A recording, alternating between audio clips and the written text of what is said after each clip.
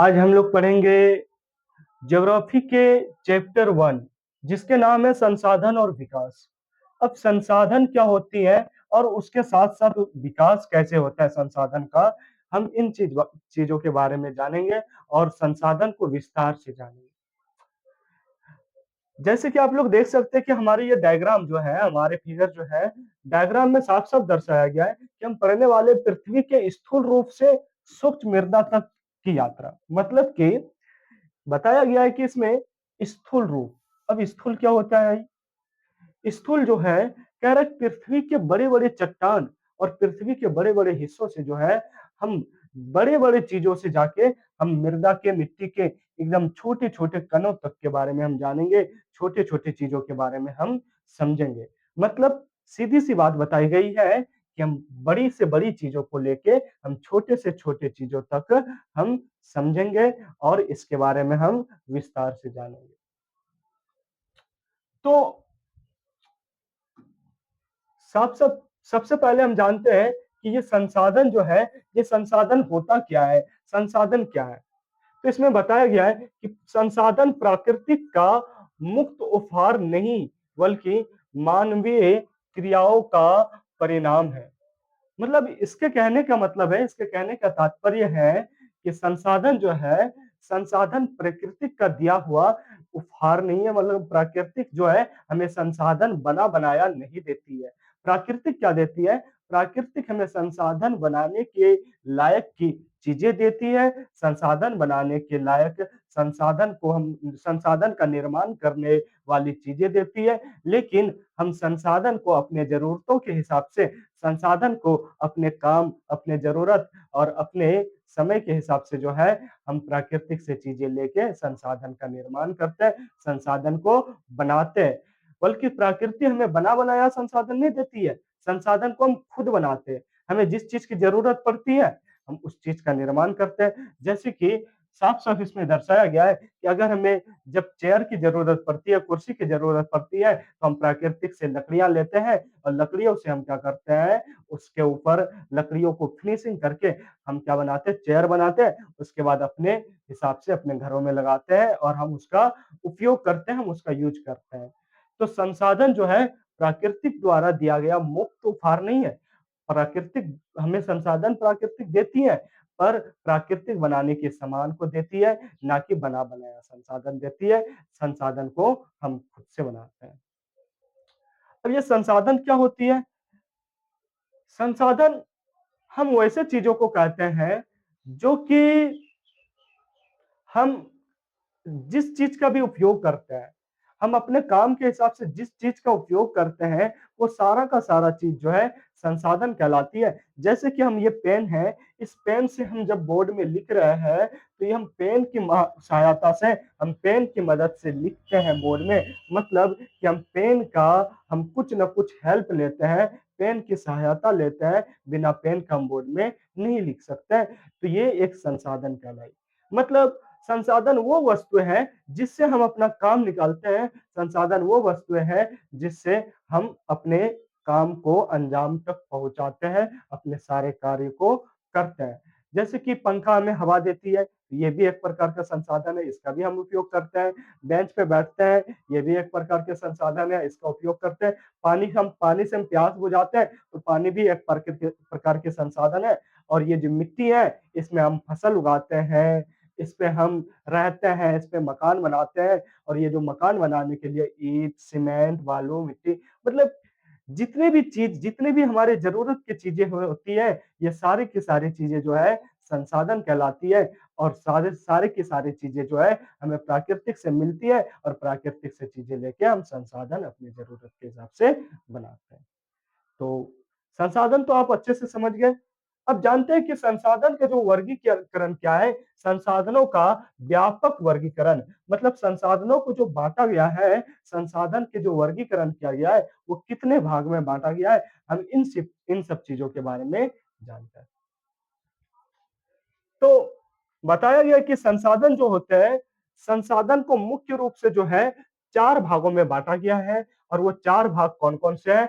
उत्पत्ति के आधार पर है, समाप्यता के आधार पर है और स्वामित्व के आधार पर है और विकास के स्तर पर है।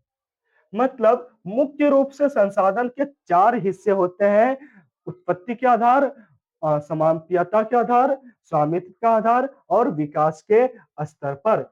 लेकिन इन चारों भागों को फिर से संसाधन के रूप में वर्गीकृत किया गया है। सिर्फ संसाधन यही 4 तक सीमित नहीं रहती है, बल्कि इसके अलावा भी इन चारों को अलग-अलग भाग में वर्गीकृत किया गया है। अब जानते हैं सबसे पहले कि उत्पत्ति के आधार पर संसाधन को कितने भाग में बांटा है।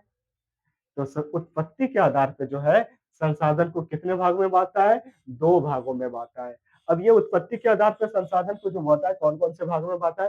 पहला है जैव संसाधन और दूसरा है अजैव संसाधन। अब हम जानेंगे जैव संसाधन क्या होता है और अजैव संसाधन क्या होता है। तो सबसे पहले जानते हैं कि उत्पत्ति के आधार पर संसाधन को कितने भाग में बांटा है। तो 2 भागों में बांटा है। कौन कौन से भाई, जैव संसाधन और अजैव संसाधन। तो ये जो जैव संसाधन होती है इसको क्या कहते हैं, जैव संसाधन। जैव संसाधन का मतलब होता है जीवित प्राणी। जीवित मतलब कि जो जीवित होते हैं, मतलब कि ये जो है जैव संसाधन जो है जो जीवित प्राणी होते हैं जिसकी सांसें चलती है या फिर जो गति कर सकते हैं, जो बढ़ सकते हैं, जैसे कि पेड़ पौधे। पेड़ पौधे एक तरह से जो है वो ग्रो करते हैं, सजीव प्राणी होते हैं। मतलब जो सजीव होते हैं उसको जैव संसाधन कहते हैं और जो निर्जीव होते हैं उसको क्या कहते हैं, अजैव संसाधन। हम ऐसे कई सारे चीजें होते हैं जो सजीव चीजों का हम इस्तेमाल करते हैं, उपयोग करते हैं और वो हमारे संसाधन के रूप में उपयोग होता है। जैसे कि हम गाय हो गई, तो गाय का भी हम उपयोग करते हैं। गाय हो गई, गाय हमें दूध देती है, गाय के दूध का हम उपयोग करते हैं। तो एक प्रकार की गाय भी हमारे लिए संसाधन ही है। तो वो कौन से संसाधन है, वो जैव संसाधन है क्योंकि वो जीवित है।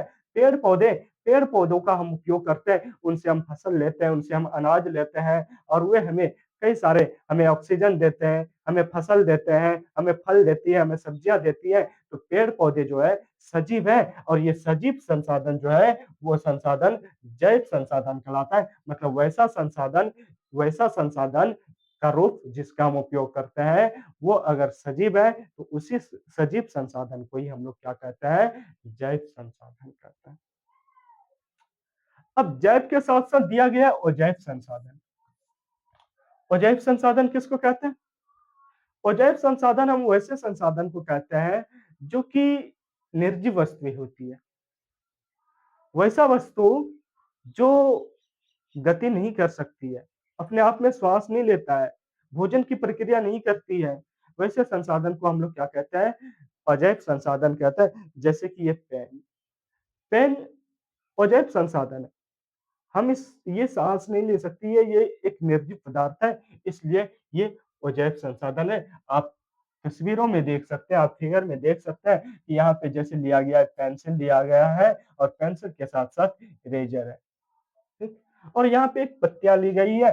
क्यों? क्योंकि पत्तियाँ सजीव होते हैं और सजीव जैव संसाधन का उदाहरण है और निर्जीव जो है अजैव संसाधन का उदाहरण है।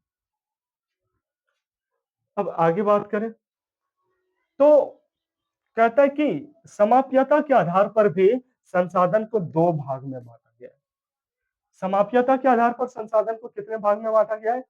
तो समाप्यता के आधार पर भी संसाधन को 2 भागों में बांटा गया है। अब कौन-कौन से हैं? नवीकरणीय संसाधन और अनवीकरणीय संसाधन। तो आपको क्वेश्चन में ऐसे पूछे जाएंगे कि क्वेश्चन जो पूछे जाएंगे या तो उत्पत्ति के आधार पर या तो समाप्यता के आधार पर कि संसाधन को कितने भागों में वर्गीकृत किया गया है। तो 2 भाग में वर्गीकृत किया गया है। तो उत्पत्ति के आधार पे तो जान गए। अब समाप्यता के आधार पर नवीकरणीय संसाधन और अनवीकरणीय संसाधन है। तो सबसे पहले हम जानते हैं कि नवीकरणीय संसाधन क्या होती है।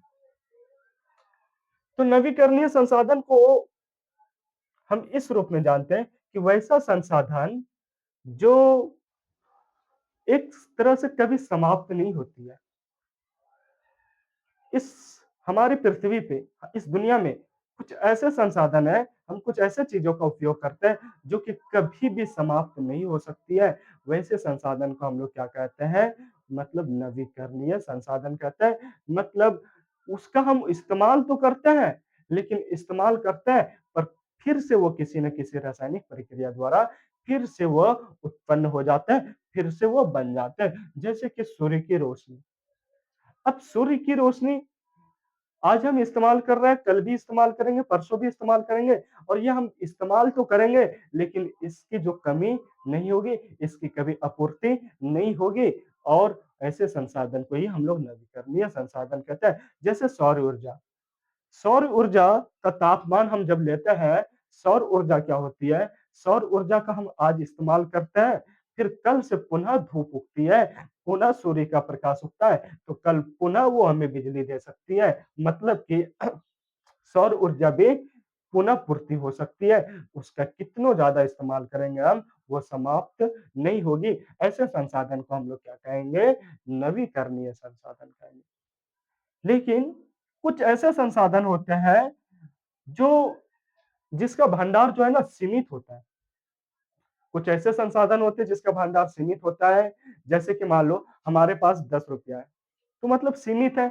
अगर दुकान जाएँगे ₹5 खर्चा करेंगे, तो ₹5 खर्च हो जाएगी, बचेगी ₹5 मतलब वो खर्च हो रही है, फिर से वो खर्च हो जाएगी। उसी तरह से ये अनवीकरणीय संसाधन होती है, इसका भी एक भंडार सीमित होता है, ये पुनः पूर्ति नहीं होता है। अगर पुनः पूर्ति होते भी है, तो इसको पुनः पूर्ति होने में दोबारा से लाखों, हज़ारों साल, वर्ष लग जाते हैं। सैकड़ों साल लग जाते हैं, 100 साल, 1000 साल लग जाते हैं, तब जाके ये कुछ मात्रा में पुनः पूर्ति होते हैं। जैसे कि मान लो उदाहरण में दिया है पेट्रोल, कोयला। तो कोयला कौन से प्रकार के संसाधन है? तो कोयला एक अनवीकरणीय संसाधन है।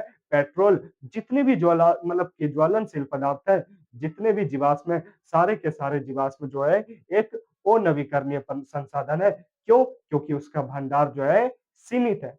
आज हम उसका इस्तेमाल कर रहे हैं, आज हम उसका उपयोग कर रहे हैं, तो 10 साल बाद इसके उपयोग में कमी आ जाएगी। 20 साल बाद जो है हमें महँगे मिलने लगेगी या कम मिलने लगेगी। क्यों? क्योंकि इसकी जो भंडारण है वो खत्म होने लगेगी। इसके जो ये जो जितनी है अभी हमारे पास, अगर हमारे पास अभी हमारे भारत में 20% है, तो अगर हम इसका यूज़ करेंगे, तो इसका इस्तेमाल करेंगे, तो आगे जाके जो है 15%, 10% यहाँ तक कि खत्म भी हो सकती है। इसका भंडार समाप्त भी हो सकता है। ऐसे भंडार को अनवीकरणीय संसाधन कहते हैं, जो जिसका एक बार हम उपयोग कर लेते हैं, तो दोबारा जो है हम ये दोबारा पुनः पूर्ति नहीं होता है। अगर होता भी है, तो पुनः पूर्ति होने में लाखों साल लग जाते हैं, हज़ारों साल लग जाते हैं, सैकड़ों साल लग जाते हैं। अब आते हैं तीसरे नंबर पे, हम जानते हैं स्वामित्व के आधार पर संसाधन के कितने भाग होते हैं? तो सबसे पहले जानते हैं हम स्वामित्व के आधार पर संसाधन के जो है 4 भाग होते हैं। कितने भाग होते हैं? 4 भाग होते हैं और वो कौन-कौन से भाग होते हैं? पहले नंबर पे आते हैं व्यक्तिगत, दूसरे नंबर पे आते हैं सामुदायिक, तीसरे नंबर पर आते हैं राष्ट्रीय, चौथे नंबर पर आते हैं अंतर्राष्ट्रीय।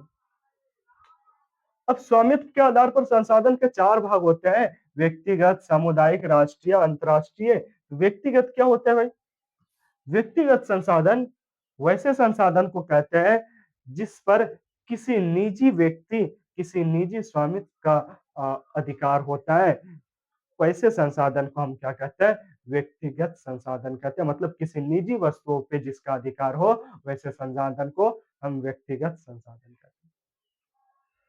एग्जाम्पल के तौर पे जैसे अभी मेरे हाथ में घड़ी है और मेरे हाथ में ये पेन है, तो इस पेन पे किसका अधिकार है? मेरा अधिकार है, पर्सनल मेरा अधिकार है, निजी मेरा अधिकार है। तो ऐसे संसाधन को हम क्या कहेंगे? व्यक्तिगत संसाधन कहेंगे।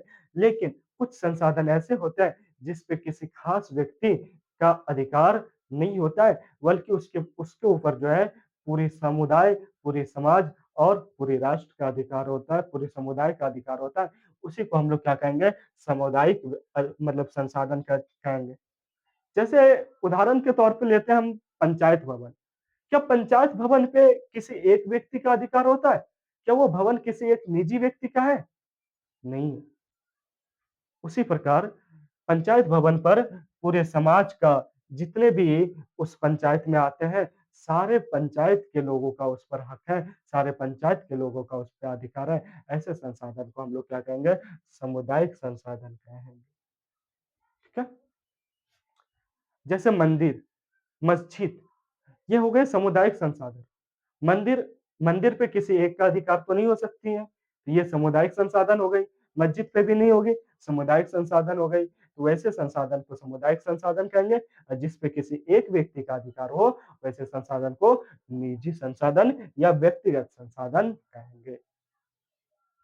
तीसरे संसाधन की बात करें राष्ट्रीय संसाधन, तो राष्ट्रीय संसाधन वैसे संसाधन को कहते हैं। राष्ट्रीय संसाधन का मतलब होता है कि हमारे राष्ट्र का जिस पर अधिकार हो, जिस पे हमारे देश के अधिकार हो, वो देश की पूंजी होती है।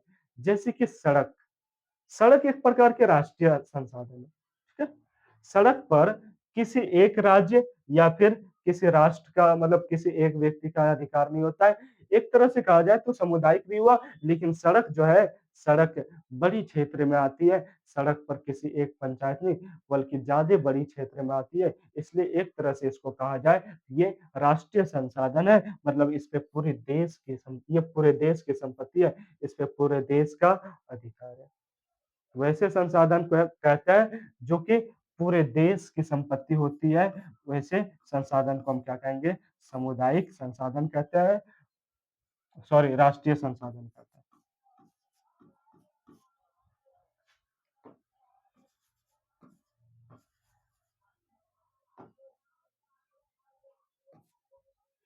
अब आते हैं अंतर्राष्ट्रीय संसाधन। तो अंतर्राष्ट्रीय संसाधन किसको कहते हैं? तो अंतर्राष्ट्रीय संसाधन हम वैसे संसाधन को कहेंगे जिसका सीमा जो है सिर्फ देश तक ही नहीं बल्कि विदेशों तक होती है, जिस पे सिर्फ एक देश का नहीं बल्कि पूरे दुनिया का उस पे अधिकार हो, वैसे संसाधन को अंतर्राष्ट्रीय संसाधन कहेंगे। जैसे कि आसमान का वायु मार्ग, समुद्र का समुद्री मार्ग, तो मतलब कि सिर्फ हमारे भारत का नहीं बल्कि पाकिस्तान, नेपाल, भूटान, श्रीलंका, अमेरिका, ऑस्ट्रेलिया, चीन, जापान, मतलब वैसा संसाधन जिस पे पूरी विश्व का, पूरी दुनिया का अधिकार हो, वैसे संसाधन को हम लोग क्या कहेंगे? अंतर्राष्ट्रीय संसाधन। अब अंतर्राष्ट्रीय संसाधन जैसे हवाई जहाज उड़ती है वायु मार्ग से, क्या हवाई जहाज किसी एक देश का उड़ता है? नहीं ना। वो किसी एक देश की सीमा को होके नहीं उड़ता है, बल्कि वो वायु मार्ग से किसी ऐसे देश की सीमा से बाहर भी उड़ती है, परे भी उड़ती है, जहाँ पे किसी भी देश का अधिकार नहीं होता है। वो किसी देश के अधिकार से बाहर होती है वो क्षेत्र, वैसे क्षेत्र को अंतर्राष्ट्रीय संसाधन कहेंगे। अगर बात करें समुद्र की, तो समुद्र में भी मतलब समुद्र का जो बीच वाला हिस्सा है, वैसे हिस्से को हम लोग क्या कहेंगे? अंतर्राष्ट्रीय संसाधन। क्यों? क्योंकि उस पर किसी एक देश, किसी एक राष्ट्र का अधिकार नहीं होता है। समुद्र के बीच वाले हिस्से पर पूरी दुनिया का अधिकार होता है, वैसे संसाधन को अंतर्राष्ट्रीय संसाधन कहते हैं। अगर बात करें समुद्र में, तो समुद्र में 200 मीटर तक जो है, 200 मीटर तक जिस देश के निकट है, तो समुद्र के 200 मीटर तक जो है राष्ट्रीय संसाधन कहलाती है। और जैसे हम 200 मीटर से बाहर निकलेंगे समुद्र में, तो जैसे हम 200 मीटर से बाहर निकले, वो क्षेत्र समुद्र का अंतर्राष्ट्रीय संसाधन के अंतर्गत आ जाती है। मतलब समुद्र में राष्ट्रीय संसाधन तभी तक कहलाती है जब हम 200 मीटर के अंदर-अंदर हैं। जैसे हम 200 मीटर के बाहर निकल जाएँगे, तो वो क्षेत्र अंतर्राष्ट्रीय संसाधन के अंतर्गत आ जाएगी समुद्र के हिस्से में। ठीक है? तो ये क्वेश्चन बार-बार पूछी जाती है एग्ज़ाम में कि समुद्र के कौन मतलब समुद्र में राष्ट्रीय संसाधन के अंतर्गत कितना क्षेत्र आता है? तो वो कितना क्षेत्र आता है भाई? 200 मीटर आता है। अब आगे बढ़ते हैं। विकास के स्तर पर संसाधन के कितने भाग होते हैं? तो विकास के स्तर पर संसाधन के 4 भाग होते हैं, 4 भागों में बाँटा गया है। संभावित संसाधन, विकसित संसाधन, भंडारण संसाधन और संचित संसाधन। संभावित संसाधन वैसे संसाधन को कहते हैं जो कि अभी संसाधन है या नहीं है, पता नहीं, लेकिन वो संसाधन होने की संभावना है। संभावित संसाधन है या नहीं है उस क्षेत्र में, वो तो हम नहीं जानते, लेकिन संसाधन होने की संभावना है, वैसे संसाधन को हम लोग संभावित संसाधन कहते हैं। और विकसित संसाधन को वैसे कहते हैं जो हम दिन प्रतिदिन जो है हम अपने समाज को, अपने क्षेत्र को विकास के रूप में लेते जा रहे हैं और नए-नए चीज़ों का निर्माण करते जा रहे हैं। ऐसे संसाधन को हम विकसित संसाधन कहते हैं और भंडारण संसाधन ऐसे संसाधन को कहते हैं जिसका हम एक भंडार को जमा करके रखे हैं और उसका इस्तेमाल हम नहीं कर रहे हैं, उसका इस्तेमाल हम आने वाले समय में करेंगे। वैसे संसाधन को हम लोग क्या कहेंगे? भंडार संसाधन कहेंगे। बात किया जाए संचित संसाधन, संचित कोष, तो संचित संसाधन वैसे संसाधन को कहेंगे जो कि एक किसी क्षेत्र में अगर संसाधन है तो उस क्षेत्र के संसाधन को जो है संचित संसाधन भी एक तरह का भंडार संसाधन के अंतर्गत आता है। वैसे क्षेत्र को किसी क्षेत्र में अगर संसाधन है तो उस क्षेत्र को जो है संचित करके रखा गया है, उस क्षेत्र को छेक के रखा गया है, उस क्षेत्र को जो है उस क्षेत्र के संसाधन को मतलब कि आने वाले समय के लिए बचा के रखा गया है, उसी संसाधन को संचित कोष संसाधन कहते हैं। ये क्षेत्रीय संसाधन होती है और भंडार संसाधन जो है कहीं भी जमा करके हम रख सकते हैं। अब आते हैं नेक्स्ट पेज में। तो नेक्स्ट पेज को पढ़ने से पहले बच्चों हम आप लोगों से एक बात कहना चाहेंगे कि हौसलों के तर्कस में कोशिशें का वो तीर जिंदा रखो। हौसलों के तर्कस में कोशिशें का वो तीर जिंदा रखो कि हार जाओ चाहे जिंदगी में, हार जाओ चाहे जिंदगी में सब कुछ, फिर भी जीतने की उम्मीद को जिंदा रखो। कहने का मतलब है कि जिंदगी में कितनों भी परिस्थितियां आ जाए, जिंदगी में हमें किसी परिस्थितियों से गुजरना पड़ जाए, हम भले हमें तोड़ दे, भले हमें हजार मुसीबतें रोके, हम थक जाए, लेकिन फिर भी अपने उम्मीद को ना छोड़े, अपने कोशिश को ना छोड़े और हम लगातार कोशिश करते रहे और कोशिश करते-करते हम एक दिन उस अंजाम तक पहुँच जाए, उस मंजिल को छू जाए, जिससे इस देश में, इस समाज में हमारा नाम रोशन हो जाए और अपने माँ-बाप का नाम को रोशन करें। अब आगे बढ़ते हैं। कहता है कि धंधाधुन दोहन एक वैश्विक संकट। कहते हैं संसाधनों का हम अगर धंधाधुन दोहन करेंगे, संसाधनों का अगर हम असीमित इस्तेमाल करेंगे, लगातार हम बहुत ज्यादा इस्तेमाल करेंगे प्राकृतिक की चीजों को नुकसान पहुंचा के, तो हमारे वैश्विक संकट आ सकती है, हमारे इस देश में, हमारे विश्व में, पूरी दुनिया में संकट आ सकती है। क्यों? क्योंकि प्राकृतिक में भी हमें वही चीजें दी है, प्राकृतिक को अगर हम ज्यादा नुकसान पहुंचाएंगे तो फिर क्या होगी, अपनी जरूरतों के हिसाब से ज्यादा नुकसान पहुंचाए तो हमें आने वाले समय में काफ़ी गंभीर संकटों से गुजरना पड़ सकती है। वही कहते हैं संसाधनों का ह्रास, ह्रास का मतलब क्या होता है? नुकसान। संसाधनों का ह्रास, हम संसाधनों से जो है, हम संसाधनों का कैसे नुकसान करते हैं, हम उन सब चीज़ों के बारे में जानते हैं। कहता है लालची और स्वार्थी प्रतिया प्रतिक्रिया के कारण संसाधनों का तेजी से खत्म होना।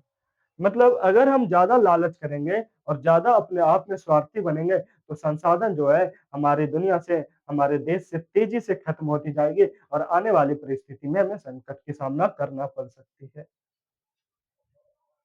तथा समाज का विभाजन, अब संसाधन समाज का विभाजन भी कराती है।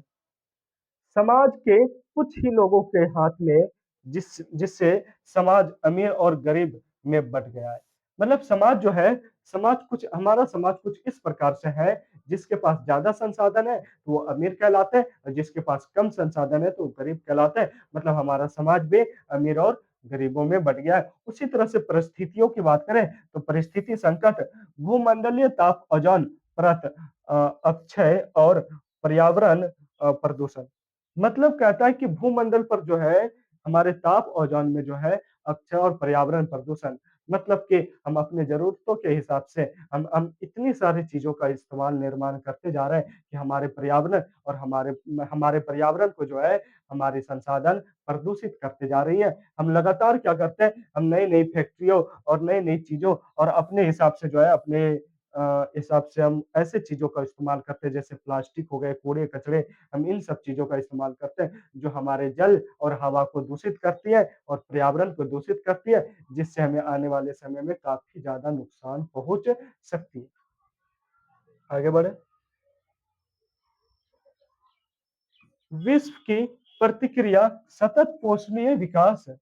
विकास पर्यावरण को बिना नुकसान पहुंचाए हो और भविष्य की पीढ़ियों की अनदेखी ना करे।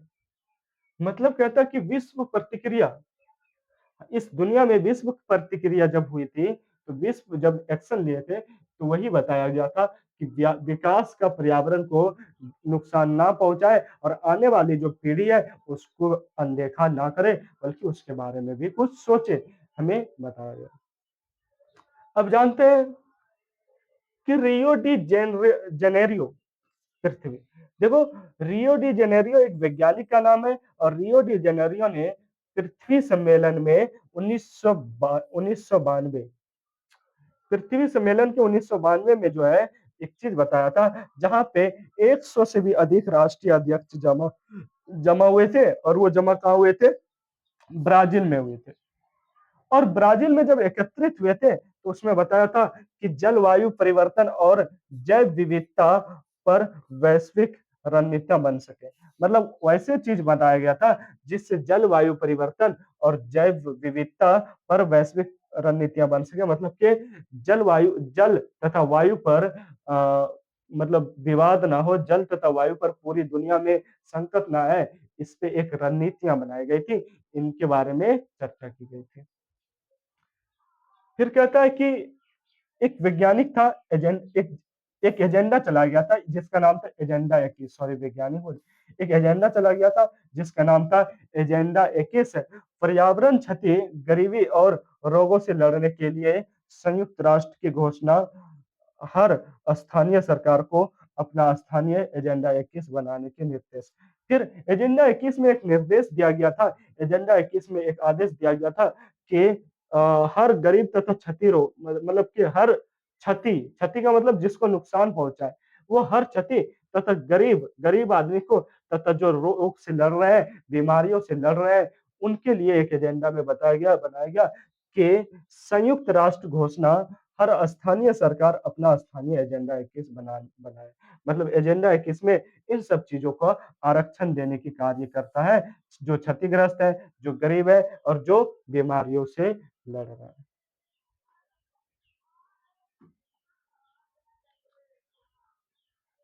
आगे की बात करें, कहता भारत में संसाधन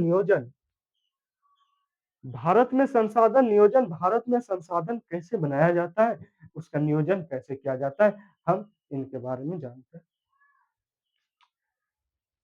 सबसे पहला जो है, कह रहा है कि पहचान और तालिका। पहचान क्या होती है? संसाधन की पहचान और तालिका, क्षेत्रीय सर्वेक्षण, मानचित्र बनाना और संसाधन का गुणवत्ता मानचित्र अनुमान।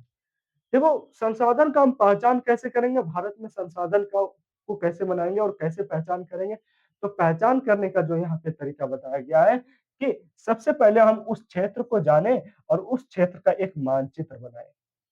जिस क्षेत्र में संसाधन का जिस क्षेत्र में संसाधन जो है प्रचुर मात्रा में है, उस क्षेत्र को जाने और उस क्षेत्र का एक मानचित्र बनाए और संसाधन की गुणवत्ता, संसाधन की जो है कैसी संसाधन है, उसकी कितना इंपॉर्टेंट संसाधन है, उसकी गुणवत्ता को जाने और कितना ज्यादा है, उसके मात्राओं के बारे में भी हम अनुमान लगाए कि कितना प्रतिशत है, 5%, 10%, 12%, कुछ तो होगी।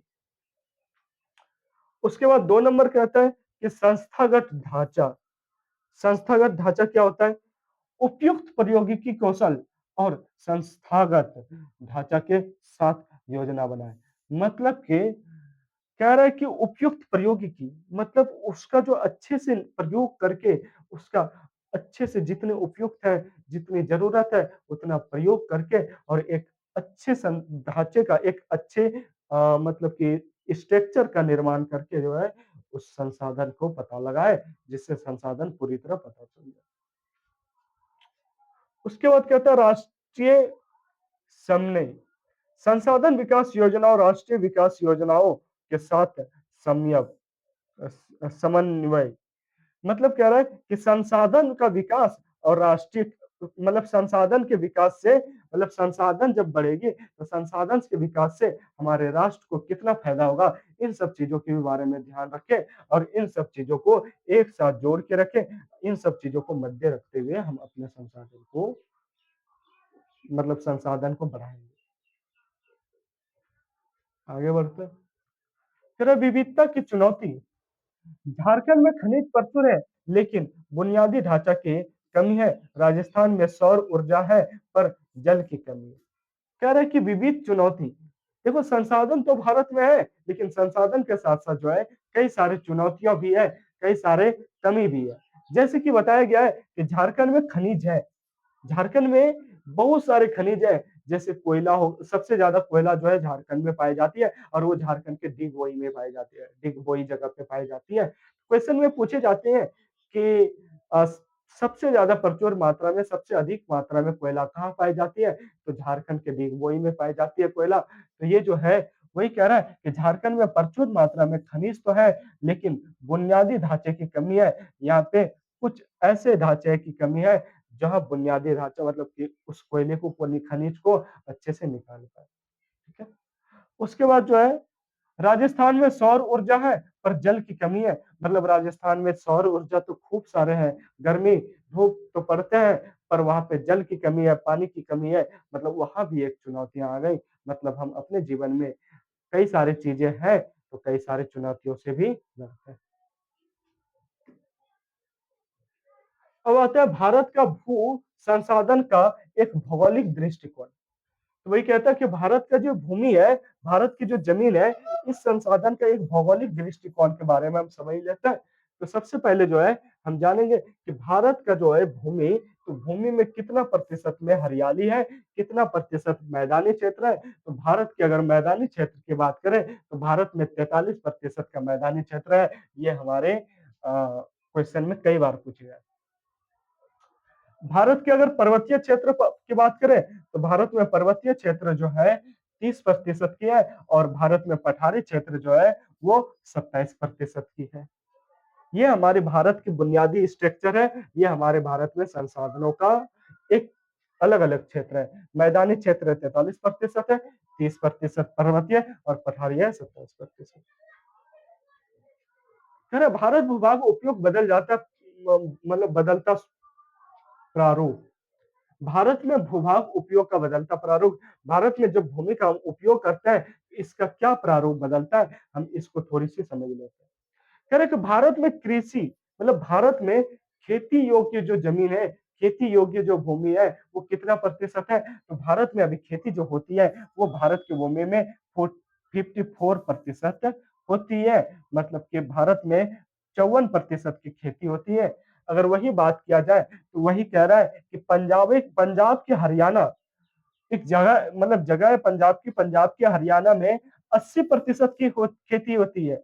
लेकिन हमारे भारत में कुछ ऐसे क्षेत्र होते हैं जहां पे 10% से भी कम खेती होती है। जैसे कि पंजाब के हरियाणा में 80% की खेती होती है, तो अरुणाचल प्रदेश के मिजोरम अंडमान में 10% से भी कम खेती होती है। इसका कारण क्या है? इसके कारण क्योंकि वहां की मिट्टी जो है, वहां की मृदा जो है खेती योग्य उपयुक्त नहीं है। हम वहां पे फसलों को उत्पादन नहीं कर सकते। आगे बढ़े। वही कह रहा है कि अभी वन की बात करें तो वन क्षेत्र जो है 1992 की रिपोर्ट के अनुसार जो है 1952 के अनुसार जो है 1952 के अनुसार 33% हमारा वन क्षेत्र है और हमारा लक्ष्य होना चाहिए कि 33% से आगे बढ़ाया जाए। लेकिन अपने जरूरतों के हिसाब से जो है हम अपने संसाधन के हिसाब के कारण जो है हम इस वन क्षेत्र को और ज्यादा कम कर रहे हैं, जो कि हमारे पर्यावरण के लिए बिल्कुल भी सही नहीं है। हमें इस क्षेत्र को और बढ़ाना चाहिए। अभी 2026 चल रही है, तो 2026 में 2026 का रिपोर्ट तो नहीं आया, पर 2052 के अनुसार 33% है। तो हमें अभी जो है कम से कम 40 पार करनी चाहिए, तभी जो है हमारे पर्यावरण जो है, हमारा पर्यावरण सुरक्षित रह पाएगा। अब आते हैं भूमि निम्नीकरण और प्रभाव। कह रहे कि भूमि का निम्नीकरण, भूमि को हम जानते हैं और उसका क्या प्रभाव पड़ता है ये जानते हैं। देखो खनन, खनन का मतलब होता है कि जुताई करके खेती करना, मतलब उसको खुदाई जुताई करके जो है मिट्टी को उलट-पुलट के जहाँ खेती करते हैं, वैसी प्रक्रिया को हम लोग क्या कहते हैं, खनन की प्रक्रिया कहते हैं, जहाँ पे मिट्टी को उलट-पलट के खेती की जाती है। तो मिट्टी को उलट-पलट के खेती करने की प्रक्रिया कहाँ-कहाँ होती है? वो होती है झारखंड, छत्तीसगढ़, मध्य प्रदेश, उड़ीसा। इन चारों राज्यों में जो है हम खनन प्रक्रिया द्वारा अपने खेती करते हैं और ये खनन प्रक्रिया की खेती कहलाती है। अगर भारत में देखा जाए मैप में तो ये चारों राज्य पड़ जाते हैं। हमारे हो गए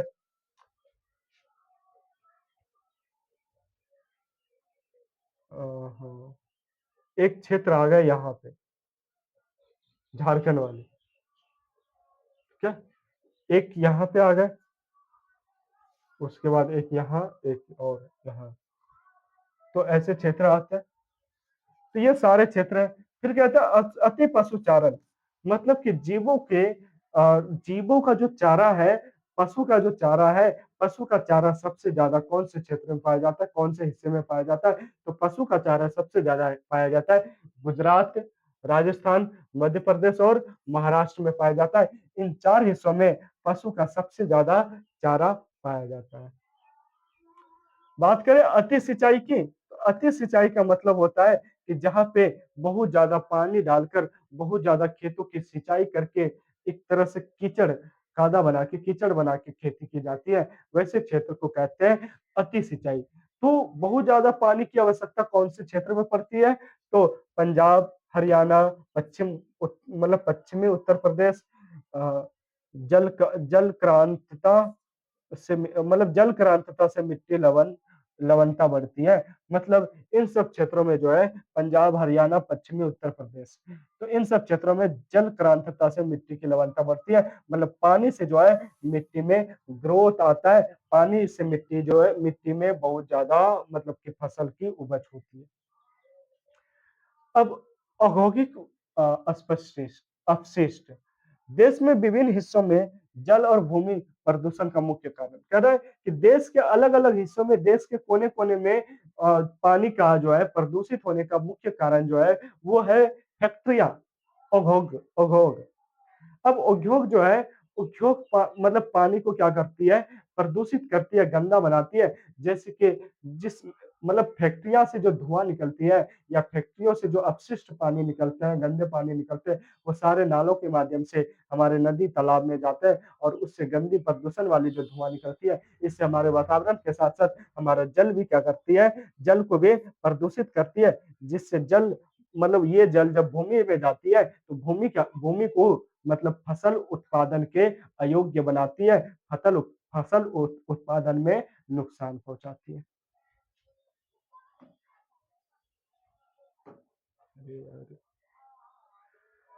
भूमि संरक्षण के प्रभाव उपाय, मतलब भूमि का जो बचाने का जो तरीका है, भूमि संरक्षण मतलब भूमि के बचाव को क्या क्या तरीका है, हम भूमि को मतलब के खेती और फसल उत्पादन के योग्य बना सके, अच्छी बना सके, इसके क्या उपाय हम जानते हैं।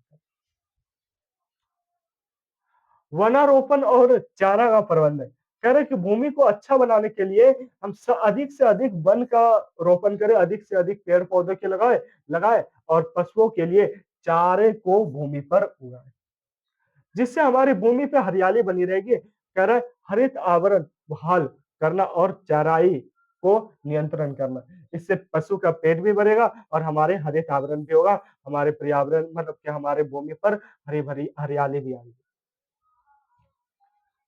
दूसरे की बात करें तो रक्षक मेखला, पेड़ की कतारें लगाना और रेतीले टीलों पर कांटेदार झाड़ियां उगाना, जिससे सूक्ष्म में हवा होने वाले कटाव रुकती है।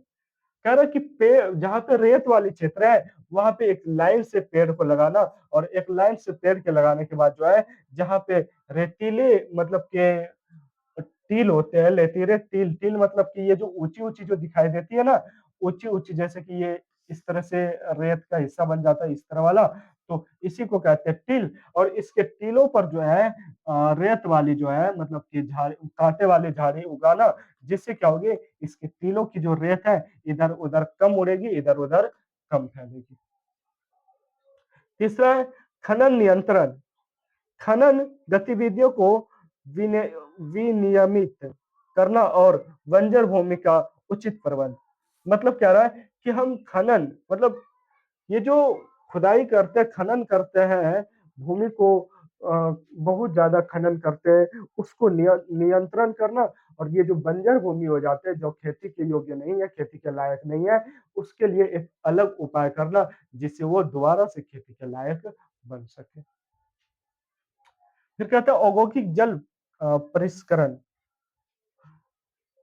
अपशिष्ट जल को परिकृत करके ही विसर्जित करना। मतलब ये जो फैक्ट्रियों द्वारा जो गंदे जल निकाले जाते हैं, इस जल को जो है मतलब कि साफ करके फिल्ट्राइट करके उसके बाद ही भूमि पर छोड़ना, जिससे कि ये गंदे जल प्रदूषित जल से मिट्टी खराब ना हो। ठीक है। कह रहा मृदा एक जीवन तंत्र है। ये जो मिट्टी है, मिट्टी हमारा एक जीवन तंत्र है, मिट्टी एक जीने का अधिकार आधार है। अगर मृदा नहीं रहेगी तो हमारे जीवन शायद इस धरा पर संभव नहीं होगा। मिट्टी ही नहीं रहेगी तो हम इस मतलब स्थिर कहाँ पे रहेंगे, हम मकान कहाँ बनाएंगे, कैसे बनाएंगे, किस पे बनाएंगे। तो ये मृदा जो है हमारे जीने का एक आधार है। और मृदा कई प्रकार के होते हैं। तो मृदा के मुख्य तौर पे जो है 4 प्रकार और 4 परत होती है। तो मृदा के सबसे ऊपरी परत को कहते हैं ऊपरी संस्तर की मृदा कहते हैं, जो कि जहां पौधे उगते हैं और हुमस से भरे होते हैं। मतलब जहां पौधे उगते हैं और वो जो मिट्टी होती है वो नरम मिट्टी होती है, जिसमें जड़े जो है पौधों का जड़े जो है आसानी से अंदर जा सके और आसानी से अपना काम कर सके। मतलब मिट्टी को हम लोग क्या कहते हैं, ऊपरी स्तर कहते हैं। दूसरे स्तर की मृदा बात करें तो दूसरे स्तर की मृदा जो है वो उपसचित चट्टाने वालों गाद और जत्या, मतलब ये जो है ये वाली जो मिट्टी होती है ये चट्टान वाली बालूदार मिट्टी होती है। मतलब बड़ी बड़ी चट्टान तो नहीं, पर बालूदार रेत वाली मिट्टी होती है। अंदर छोटे छोटे टाइप के पत्थर मिलते हैं, जैसे कि हम बोरिंग पंप चापाकल करते हैं तो अंदर क्या होती है, अंदर छोटे छोटे की गिट्टी मिलते हैं। मतलब कि वो मिट्टी के उस हिस्से में पहुंच जाते हैं जो कि सेकेंडरी हिस्सा होता है, जो कि द्वितीय हिस्सा होता है, दूसरा हिस्सा होता है मृदा का उप मृदा होती है। सबसे निचले वाले हिस्से जो है अधः स्तरीय अपक्षयित आधारित चट्टाने। मतलब वही कहता है कि अधः स्तरीय अपक्षयित आधारित चट्टाने होता है। मतलब ये मृदा का आधे भाग में पहुंच जाते हैं, मृदा के अंदर वाले आधे भाग में पहुंच जाएंगे तब ये होगी अधः स्तरीय। और यहाँ की मिट्टी जो होती है बहुत ज्यादा ठोस और काफी पुरानी चट्टाने जैसे बनी होती है। और यहाँ काफी कीमती कीमती चीजें मिलती है।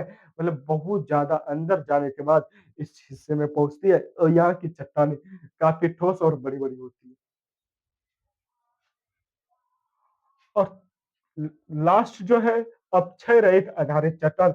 अक्षय रहित आधारित चट्टान में सबसे ज्यादा ठोस चट्टान पाई जाती है। यहाँ की चट्टान जो है बिल्कुल जुड़ी होती है, बिल्कुल जरा सा भी गैप नहीं, इतनी ज्यादा ठोस होती है कि यहाँ के चट्टानों को तोड़ना मुश्किल ही हो जाती है। अब आते हैं भारत के प्रमुख मृदा एवं तुलनात्मक दृष्टि। कह रहे कि भारत का जो प्रमुख मृदा है, भारत की जो मुख्य मिट्टी है, इसके बारे में हम जानेंगे और कौन सी मिट्टी में कौन सी फसल उगाई जाती है और किस क्षेत्र में पाए जाते हैं, इसके बारे में हम विस्तार से जानते हैं। तो सबसे पहली मृदा जो है, सबसे पहले सॉइल जो है, सबसे पहला मृदा हमारा जलोढ़ मृदा आती है। अब ये जलोढ़ मृदा जो है, जलोढ़ मृदा कौन से क्षेत्र में पाई जाती है, कहा इसकी उत्पत्ति कैसे होती है। तो जलोढ़ मृदा की उत्पत्ति जो है नदी के निष्पेक्ष, मतलब नदी के किनारे वाले हिस्से में इसकी ज्यादा उत्पत्ति होती है। नदी का जो पानी बहाव आता है तो जब बाढ़ आती है तो ये अपने साथ जलोढ़ मृदा को छोड़ जाती है। जब नदी में बहुत ज्यादा पानी आती है तो नदी में जलोढ़ मृदा का बहाव होता है, और जब ये पानी बहती है तो अपने पानी के साथ साथ जो है मैदानों में जलोढ़ मृदा को छोड़ जाती है। और ये जलोढ़ मृदा उत्तरी मैदान और पूर्वी तट पर पाई जाती है, जिसके लिए जो है गेहूं, चावल और गन्ना का उत्पादन प्रमुख माना गया है। जिसके लिए गेहूं, चावल और गन्ना का उत्पादन जो है सबसे उपयुक्त और सबसे अच्छा माना गया है। नेक्स्ट मृदा की बात करें तो काली मृदा है। कह रहे काली मृदा जो है बेसाल्ट लावा चट्टानें मतलब काली मृदा जो है एक तरह का लावा चट्टानें होती है, काली चट्टान मतलब भुरभुरा टाइप का चट्टान जैसी जो एक काली मृदा जो है इसकी उत्पत्ति जो होती है लावा चट्टानों से होती है और ये जो है दक्कन का पठार और महाराष्ट्र वाले क्षेत्र में पाया जाता है और इसके लिए सबसे ज्यादा उपयुक्त फसल होती है कपास। काली मृदा में कपास की उत्पत्ति सबसे अधिक होती है, सबसे ज्यादा होती है। नेक्स्ट जो है लाल मिर्दा है और लाल और पीला मिर्दा जो कि लाल लाल और पीला दोनों टाइप के होते हैं ये मिर्दा, तो इसको रेड येलो दोनों मिर्दा कहे जाते हैं। तो ये मिर्दा जो है आग्नेय चट्टान में लौह धातु मतलब आग्नेय चट्टान में आयरन से जो है उत्पत्ति होती है, इस मृदा की लौह धातु द्वारा उत्पत्ति होती है। तो इस मृदा का क्षेत्र है उड़ीसा और छत्तीसगढ़ और ये सामान्य कृषि मतलब ये आमतौर पर जो है नॉर्मल कृषि के लिए उपयुक्त होता है, जैसे जनरल कृषि जो फसल हम लोग ऐसे आमतौर पर उगाते हैं जैसे कि आलू मूली ये सब हो गए तो नॉर्मल कृषि के लिए होता है। ठीक है, अब आती है लेटराइट मृदा। खैर लेटेराइट मृदा का जो निर्माण होता है, लेटेराइट मृदा का भारी वर्षा का निस्खलन मतलब बहुत ज्यादा जब वर्षा मतलब कि हो जाती है, जब बहुत ज्यादा वर्षा के कारण जब मतलब कारण इसका निर्माण होते हैं उसके बाद ये मृदा जो है पश्चिमी घाट के केरल में पाई जाती है और पश्चिमी घाट के केरल के साथ साथ इसके लिए उपयुक्त फसल होती है चाय, कॉफी और काजू। मतलब कि काल लेटराइट मृदा में सबसे ज्यादा कौन कौन से फसल उगाए जाते हैं, चाय उगाए जाते हैं, कॉफी उगाए जाते हैं और काजू का उत्पादन होता है। नेक्स्ट है मरुस्थलीय मृदा।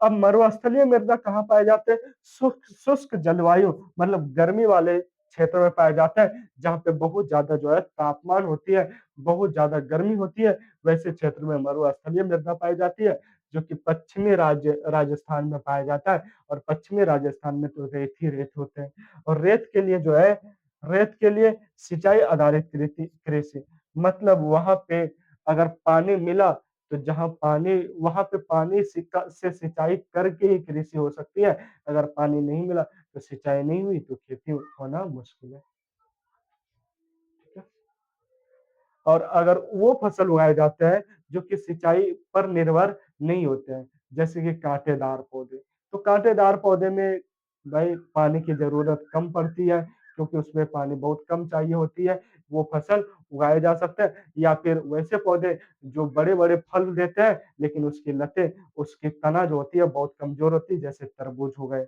ऐसे पौधे उगाए जा सकते हैं। फिर कहते हैं वन मृदा।